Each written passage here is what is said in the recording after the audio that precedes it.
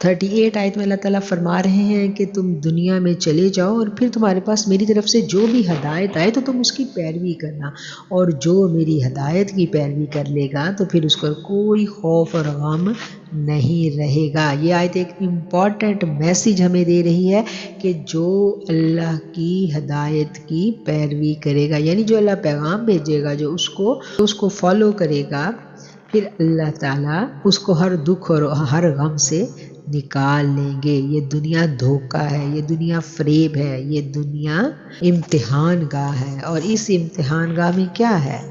انسان غموں میں، دکھوں میں آزمایا جاتا ہے، اور ان غموں اور دکھوں کی آزمائش سے نکلنے کا کیا طریقہ ہے کہ جو اللہ نے ہدایت بھیجی ہے اس کی پیروی کی جائے، اور اس کی پیروی کیے بنا غموں اور دکھوں سے نجات نہیں مل سکتی۔ وظیفے اور چلے نجات نہیں دیں گے، نجات کیا دے گی؟ نجات فرما برداری دے گی۔